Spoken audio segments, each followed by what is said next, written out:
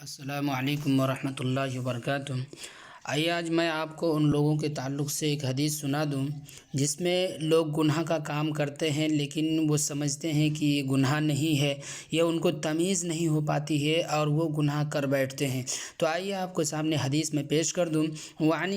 النواس بن سمعان رضی اللہ عنہ قال سألت رسول اللہ صلی اللہ علیہ وسلم عن البر والاسم فقال البر حسن الخلق والاسم ما حاک فی نفسک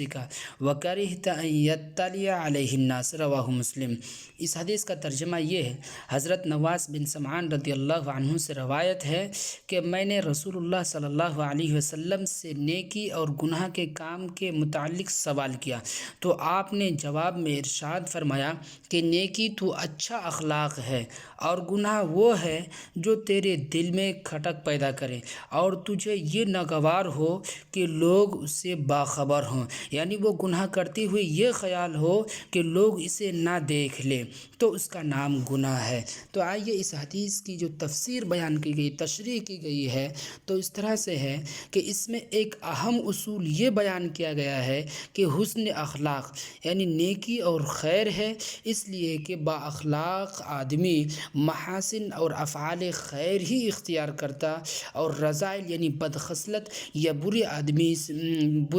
اور رذائل یعنی کہ بدخصلتوں سے اجتناب کرتا ہے، اور گناہ کی بابت بھی نہایت عام فہم اصول بیان فرمایا، اس لیے کہ ہر برے کام پر انسان کا ضمیر اسے ملامت کرتا اور ملامت گروں کی ملامت سے بھی وہ خوف محسوس کرتا ہے، لیکن یہ صرف اس وقت تک ہی ہے جب تک انسان کی فطرت مسخ اور دل مردہ نہ ہوا ہو، کیونکہ جب فطرت ہی مسخ اور دل مردہ ہو جائے تو پھر بڑے سے بڑے گناہ پر بھی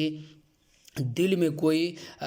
کھٹک پیدا ہوتی ہے، نہ لوگوں کا کوئی خوف ہی اسے محسوس ہوتا ہے۔ یہ ایسے ہی ہے جیسے انسان کی قوت شامہ سونگھنے کی صلاحیت صحیح ہو تو وہ تعفن اور بدبو کو محسوس کر لیتا ہے اور سونگھ لیتا ہے، لیکن ہر وقت گھورے یعنی غلاظت کے ڈھیر پر رہنے والے کی قوت شامہ اس طرح ختم ہو جاتی ہے کہ گندگی کے ڈھیر پر بیٹھے ہوئے بھی اسے بدبو محسوس نہیں ہوتی ہے۔ ٹھیک اسی طرح اس